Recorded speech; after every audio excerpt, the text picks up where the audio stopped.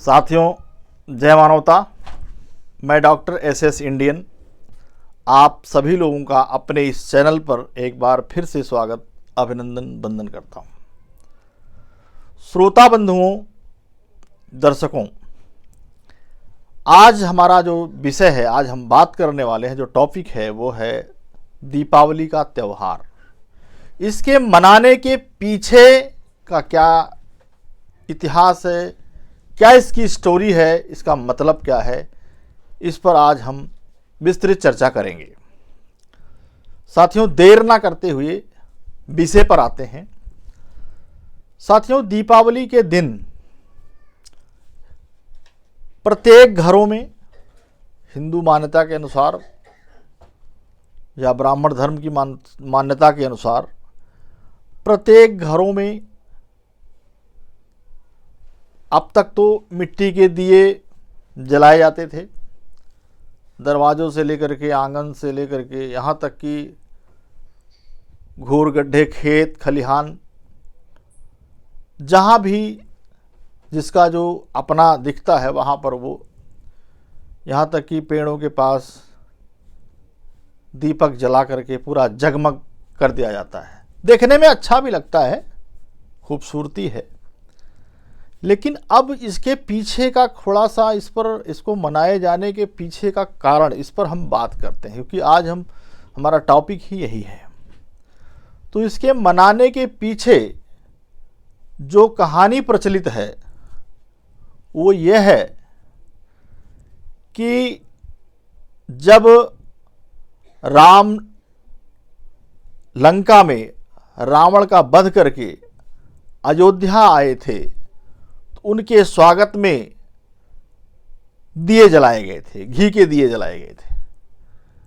लेकिन इसको पता लगाने के लिए हमने जो राम को जानने का सबसे एथेंटिक सोर्स है, सबसे महत्वपूर्ण किताब है, वाल्मीकि रामायण का अध्ययन किया।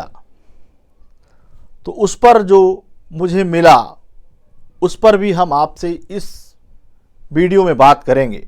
उससे पहले आपको बता दें, इस पूजा में बताया तो जाता है कि राम अयोध्या आए थे, उनके स्वागत में, उनकी खुशी में दीपावली का त्यौहार मनाया जाता है। लेकिन उसके उलट होता क्या है, पूजा लक्ष्मी की होती है और गणेश की होती है। राम की पूजा तो होते दिखाई ही नहीं देती है। मतलब वही हाल है कि शादी किसी की, दूल्हा कोई और। तो अब बात हम जरा सा कर लेते हैं लक्ष्मी की पूजा की। खास करके ये धन के आने का त्यौहार माना जाता है कि इस दिन पूजा अर्चना करने से घर में साल भर या जन्म जन्मांतर तक धन की वर्षा होगी, इसलिए लक्ष्मी की पूजा होती है। लक्ष्मी की पूजा, लक्ष्मी की छोटी छोटी मूर्तियां, लक्ष्मी गणेश की मार्केट से लोग खरीद करके लाते हैं, अपने घरों में लगाते हैं, उसकी पूजा अर्चना करते हैं। लेकिन अब जरा सा इस पर हम बात करें, जब वो लक्ष्मी की मूर्ति लगाई जाती है और उससे मनवांछित फल की अपेक्षा की जाती है, धन दौलत की मांग की जाती है, तो विचार करने योग्य बात तो यह है कि वो मूर्ति बेचने वाला क्या बेवकूफ़ है, जिसने 100, 200, 500, 1000, 2000 में वो मूर्ति आपको बेचा है। अगर वो पूजा अर्चना करने पर वो मूर्ति पैसा देती, उससे फायदा होता, तो मूर्ति आखिर बेचता ही क्यों? एक बहुत महत्वपूर्ण सवाल है। हालांकि ऐसा सवाल उठाने पर लोग नास्तिकता का लेबल चिपकाते हैं, लेकिन मैं यहाँ आपको बता दूं कि यहाँ ना नास्तिकता की बात मैं कर रहा हूँ, ना आस्तिकता की बात कर रहा हूँ, मैं तर्क की बात कर रहा हूँ, बौद्धिकता की बात कर रहा हूँ, साइंटिफिक टेम्परामेंट की बात कर रहा हूँ, जिसकी इजाज़त हमारा भारतीय संविधान देता है अनुच्छेद 51A(H) के तहत, उसकी बात कर रहा हूँ। कोई काम हम करते हैं तो उसके पीछे उसका मतलब क्या है, उसका लाभ क्या है, उसका हानि क्या है, यह देखना जरूरी है। मेरे पास दिमाग है, मानवता के पास दिमाग है, लोगों के पास दिमाग है, इसलिए इसका तार्किक बौद्धिक स्तर का प्रयोग करना जरूरी है। अब आप बात कर लेते हैं लक्ष्मी, जिसको धन का रूप माना जाता है, उनकी सवारी उल्लू है। उल्लू एक ऐसा पक्षी है जिसको रोशनी में दिखाई नहीं देता है। अब जरा सा आप सोचें, विचार करें, आकलन करें, अपना दिमाग लगाएं।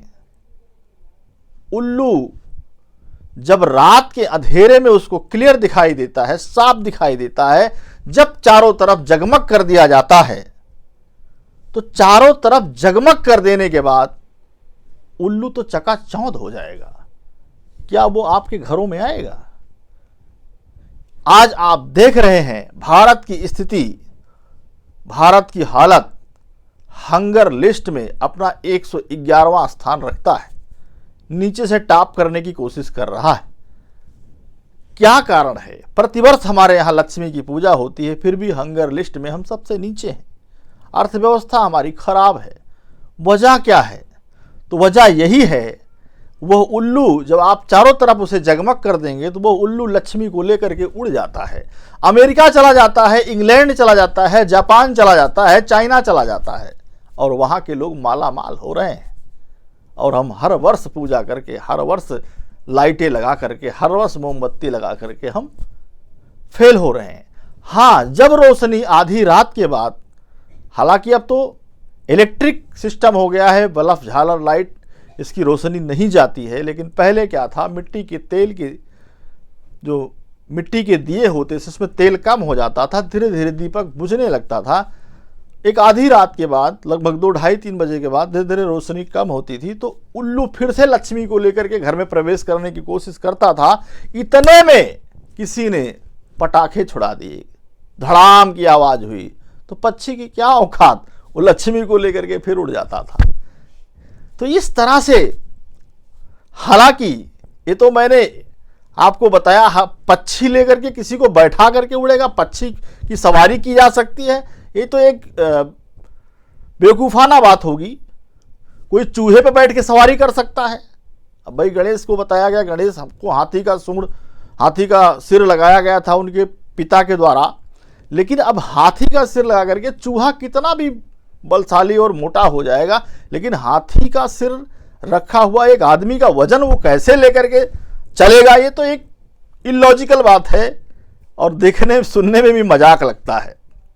हालांकि यहाँ पर किसी की भावना को आहत करने का मेरा मकसद नहीं है। यहाँ पर सिर्फ इतना है कि आप भी सोचने समझने की क्षमता रखिए और अपना दिमाग लगाने की कोशिश कीजिए। क्या ऐसा पॉसिबल है? अब आपको हम ले चलते हैं, अब बताते हैं कि आखिर में क्या वास्तव में इस कार्तिक के महीने में राम अयोध्या आए थे या फिर कोई और समय था। तो आपको बता दूं, जब राम का राज तिलक हो रहा था, अयोध्या राज तिलक की तैयारी चल रही थी, हो रहा था का मतलब तैयारी चल रही थी, राजा दशरथ ने कहा, अयोध्या कांड सर्ग 2 वाल्मीकि रामायण से बात करता हूं, श्लोक नंबर 12, तम चंद्रम्यूप सेणयुत धर्मभृता वरम यौ राज्ये नियुक्तास्मि प्रातः पुरुष पुंगवम। राजा दशरथ जी कहते हैं, पुष्य नक्षत्र से युक्त चंद्रमा की भांति समस्त कार्यों के साधन में कुशल तथा धर्मात्माओं में श्रेष्ठ उन पुरुष शिरोमणि श्री रामचंद्र जी को मैं कल प्रातः काल पुष्य नक्षत्र में युवराज के पद पर नियुक्त करूंगा। तो यहां से नक्षत्र का पता चलता है। लेकिन अब हम अगला जो आपके बीच रखने जा रहे हैं उसमें यह मास भी पता चलेगा, और 14 साल, सपोज दैट जो महीना होगा 14 साल के बाद जब आपका समय पूरा होगा तो वो महीना आ जाएगा। तो अब हम उस अगले श्लोक में आपको हम वो क्लियर करने जा रहे हैं। आप वीडियो कंटिन्यू देखिएगा, स्किप मत करिएगा, रिवाइंड भी मत करिएगा, क्योंकि बहुत महत्वपूर्ण जानकारी आपको हम देने जा रहे हैं। साथियों, अब बात कर रहे हैं हम कि वाल्मीकि रामायण अयोध्या कांड सर्ग 3 श्लोक नंबर 4 से, जिसमें लिखा है, चैत्र श्रीमानयम मासः पुण्यः पुष्पित काननः यो राज्याय रामस्य सर्वमेयोपकल्पताम। मतलब दशरथ जी कहते हैं यह चैत्र मास का बड़ा सुंदर और पवित्र महीना है। मतलब मास चैत्र था जब राज तिलक की तैयारी यहाँ अयोध्या में हो रही थी। इसको ध्यान दीजिएगा, यह चैत्र मास का बड़ा सुंदर और पवित्र महीना है। चैत्र मास बड़ा सुंदर और पवित्र है। इसमें सारे वन उपवन खिल उठे हैं। अतः इस समय श्री राम का युवराज पद पर अभिषेक करने के लिए आप लोग सब सामग्री एकत्र कराइए। राजा दशरथ जी कह रहे हैं अपने लोगों से कि सामग्री एकत्र कराइए। तो ये महीना चैत्र का है। 14 साल जब पूरा होगा तो चैत्र में ही तो पूरा होगा। कहने का मतलब राम कार्तिक महीने में यानी अक्टूबर और नवंबर के महीने में जिस समय दीपावली मनाई जा रही है, इस समय तो नहीं आए थे। अब आगे भी हम और बात करते हैं। अयोध्या कांड सर्ग 4 श्लोक नंबर 21 में आया है, लिखा है श्लोक, अद्य चंद्रो भुगमगत पुष्पात पूर्ण पुनर्वसुम स्वापुष्प योगम नियतम वक्षते दैवचिंतका। आज चंद्रमा पुष्य से एक नक्षत्र पहले पुनर्वसु पर विराजमान है, अतः निश्चय ही कल वे पुष्य नक्षत्र पर रहेंगे, ऐसा ज्योतिषी कहते हैं। पुष्य नक्षत्र भी था, हालांकि नक्षत्र तो आते रहते हैं, लेकिन जो मास मिला वो चैत्र मास।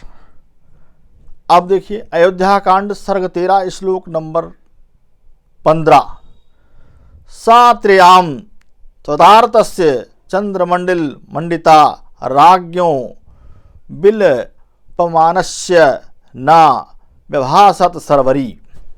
वह 3 पहरों वाली रात, जब आप ध्यान दीजिए, जब कैकेयी ने वर मांग लिया, राम को 14 वर्ष का वनवास दिया, तो राजा दशरथ दुखी हो गए। उस समय चांदनी रात थी। वह 3 पहरों वाली रात यद्यपि चंद्रमंडल की चारों चंद्रिका से आलोकित हो रही थी, चमक रही थी, चांदनी रात थी, तो भी उस समय आर्त होकर विलाप करते हुए राजा दशरथ के लिए प्रकाश या उल्लास ना दे सकी, खुशी ना दे सकी। उनको इतना विदारक कष्ट हुआ। भाई एक तरफ राज तिलक की तैयारी चल रही थी, दूसरी तरफ कैकेयी ने 14 वर्ष का वनवास दिला दिया वर मांग करके, जो पहले उनका 2 वर का वादा था। हालांकि उसको लंबा करेंगे, अगर उस पर बात करेंगे तो वीडियो लंबा हो जाएगा। अब आगे हम बात करते हैं, आपको बताते हैं फिर आगे क्या होता है। युद्धकांड सर्ग 127। जब बात यहाँ पे यह है कि जब राम के आने की तैयारी हो रही है तो वहां पर क्या क्या तैयारी हो रही है उस पर बात करते हैं। युद्धकांड सर्ग 127 श्लोक नंबर 9, शोभयन्तु च वेश्मानि सूर्यस्यो दयनम प्रति स्नग्ध मुक्त पुष्पैश्च सुवर्णै पंचवर्णकैः। कल सूर्योदय तक लोग नगर के सब मकानों को सुनहरी पुष्पमालाओं से घनीभूत फूलों, मोटे गजरों, सूत के बंधन से रहित कमल आदि के पुष्पों तथा पंचरंगे अलंकारों से सजा दें। यहाँ दिया जलाने की बात नहीं हो रही है। राम के स्वागत में दिया जलाने की बात हो ही नहीं रही है। रामायण में कहीं नहीं मिलता है, कहीं भी कोई प्रमाण इसका नहीं है कि राम का स्वागत दिया जला करके। भाई कोई हेलीकॉप्टर लेकर के थोड़ी आए थे, दिया जलाना है, वहां आग सुलगाना है तो हेलीकॉप्टर लैंड करेगा, ऐसा कुछ तो नहीं था। दिन में आए थे, चैत्र मास में आए थे, चैत वैशाख में लगभग, वो लगभग मार्च अप्रैल का महीना होता है। तो अब आइए युद्धकांड सर्ग 127 श्लोक 11 की बात कर लेते हैं। धृष्टिर्जंतो विजय सिद्धार्थ चार सार्थकः अशोकः मंत्रपालस्य सुमंत्राश्चित न्यूयः मंत्रहीनागः सहर्षै सहवजैः सुविभूतैः धृष्ट जयंत विजय सिद्धार्थ अर्थ साधक अशोक मंत्रपाल और सुमंत ये आठों मंत्री ध्वजा और आभूषणों से विभूषित मतवाले हाथियों पर चढ़कर चले। अब यहाँ इस श्लोक को मैं इसलिए लाया, यहाँ पर सिद्धार्थ यानी बुद्ध को भी घुसेड़ा गया है, अशोक को भी घुसेड़ा गया है, जबकि ये सब बुद्धिस्टों के नाम है, सिद्धार्थ अशोक ये सब। हालांकि ये टॉपिक अलग हो जाएगा। अब हम आगे ही आपको बात करते हैं कि राम के स्वागत में जो जो तैयारी हुई। मैंने आपको बताया कि दीपक नहीं जलाए गए थे। अब थोड़ा हम आगे बात कर लेते हैं। साथियों, युद्ध कांड से ही बात करते हैं। युद्ध कांड सर्ग 127 श्लोक 3-4। सूता स्तुति पुराणाज्ञा सर्वे वैतालिकस्तथा सर्वे वादि कुशलता गणिकाश्चैव सर्वे सह राजदारास्ततः अस्थात्याः सैन्यः सेवकांगनाणा राजदारास्ततः स्थापात्याः सैन्याः सेवकांगनागणाः ब्राह्मणाश्च सराज्यः श्रेणीयुक्तास्तमगणाः अभ्युक्तन्तु रामस्य द्रष्टुं शशनिभं मुखम। श्रुति और पुराणों, इसका अर्थ यह है श्रुति और पुराणों के जानकार सूत समस्त वैतालिक भाट तो आप समझते हैं, चारणगिरी करने वाले, भाट बाजे बजाने वाले, कुशल सब लोग, सभी गणिकाएं का अर्थ आप देख लीजिएगा, मैं आपको लगा दूंगा इसमें। सभी गणिकाएं मतलब बेश्याएं, राज रानियां, मंत्रीगण, सेवाएं, सैनिकों की स्त्रियां, ब्राह्मण, क्षत्रिय तथा व्यवसायी यानी बनिया लोग, संघ के मुखिया लोग श्री रामचंद्र जी के मुख चंद्र का दर्शन करने के लिए नगर से बाहर चले। लेकिन एक चीज ध्यान देने योग्य बात यह है, मंत्रीगण चले, गणिकाएं वेश्याएं चली, सब कुछ है, ब्राह्मण चले, क्षत्रिय चले, लेकिन इसमें शूद्रों का कोई उल्लेख नहीं है। उनको बहिष्कृत रखा जाता था राम राज्य में। हालांकि यह आज इस पर हम बात नहीं करेंगे। चलिए, युद्ध कांड सर्ग 124 श्लोक नंबर 1 की बात कर लेते हैं। जब राम लौट रहे थे अयोध्या के लिए तो भारद्वाज ऋषि के यहां वो रुके थे, विश्राम किए थे। तो श्लोक आया है, पूर्णे चतुर्दशे वर्षे पंचाभ्याम लक्ष्मणाग्रजः भारद्वाजश्रम प्राप्य वंददे नियतो मुनिम। यानी श्री रामचंद्र जी के 14वां वर्ष पूर्ण होने पर पंचमी तिथि को भारद्वाज आश्रम पहुंचकर मन को बस में रखते हुए मुनि को प्रणाम किया। पंचमी तिथि को पहुंचे थे, कहाँ पहुंचे थे? भारद्वाज ऋषि के आश्रम में। अब आगे देखिए, पंचमी को पहुंचे थे तो कब अयोध्या पहुंचे वो भी आपको मैं क्लियर कर देता हूं। और ये दीपावली कब मनाई जाती है? अमावस्या को, ध्यान दीजिएगा इस चीज़ को। और महीना भी अलग है, ये कार्तिक चल रहा है और कब की बात हो रही है? चैत्र महीने की बात हो रही है। आइए आगे बात करते हैं। युद्धकांड सर्ग 124 श्लोक 16 और 17 आया है। इसमें लिखा है, संपतंति च मे शिष्या प्रवृत्त्याख्या पुरीमितः अहमप्यंत्रते दहिमरम शस्त्रमृतावर अर्घ्य प्रतिगृहाणे दयोध्या शो गमिष्यति। ये भरद्वाज ऋषि कहते हैं राम से कि मेरे प्रवृत्ति नामक शिष्य यहाँ से अयोध्यापुरी को जाते रहते हैं, अतः मुझे वहाँ का वृत्तांत मालूम होता रहता है। शस्त्रधारियों में श्रेष्ठ श्री राम, यहाँ मैं भी आपको एक वर देता हूँ, आपकी जो इच्छा हो मांग लें।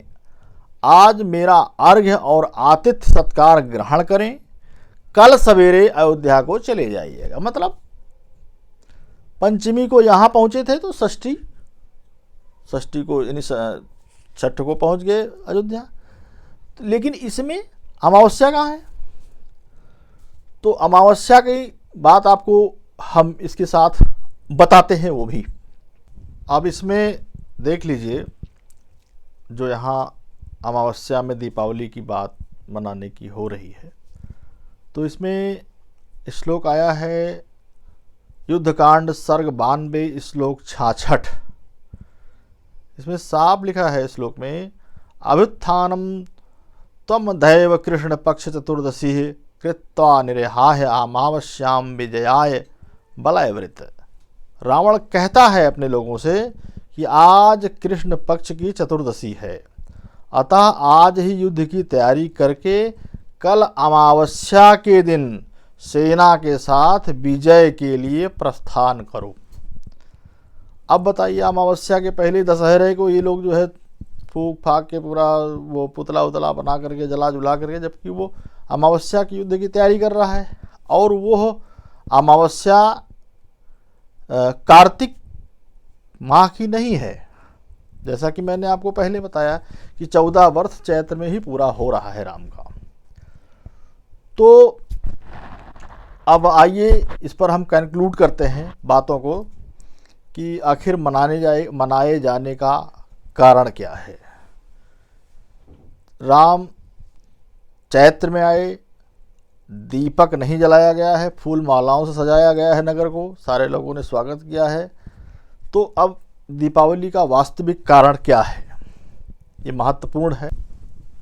धर्मशास्त्रों में जो गृहसूत्र है, आपस्तंभ गृहसूत्र है, अध्याय 7 19/7 में आया है, यह है नवानेष्ठी है। नवानेष्ठी का मतलब होता है कि यह भारत के अंदर जो खेती और पशुपालन मुख्य व्यवसाय रहा, तो अनाज को ही धन माना जाता था। लोग जो अनाज इकट्ठा करते थे, कमाते थे, यानी पैदा करते थे खेतों में, उसको ही धन माना जाता था। तो उसी को नवानेष्ठी के रूप में, उसी के स्वागत में, उसी के पैदा होने पर यह त्यौहार की शुरुआत हुई। बाकी इसमें ना तो कहीं से राम के आने की तैयारी है, ना ही उसमें दीपक जलाया गया था। मैंने वीडियो में आपको सारा कुछ क्लियर किया। साथियों, वीडियो अगर आपको अच्छा लगा हो, क्योंकि वीडियो एक लॉजिकल बेसिक था, अच्छा लगा हो, फेसबुक पर देख रहे हैं तो लाइक करें, पेज को फॉलो करें। यूट्यूब पर देख रहे हैं तो लाइक करें, सब्सक्राइब करें, शेयर भी करें, अपना कमेंट भी लिखें। और साथियों, सब्सक्राइब कर लें अगर अभी तक आपने मेरे चैनल को सब्सक्राइब नहीं किया है। साथियों, बेल आइकन भी प्रेस कर लें। वीडियो देखने के लिए आपको बहुत बहुत धन्यवाद। जय मानवता।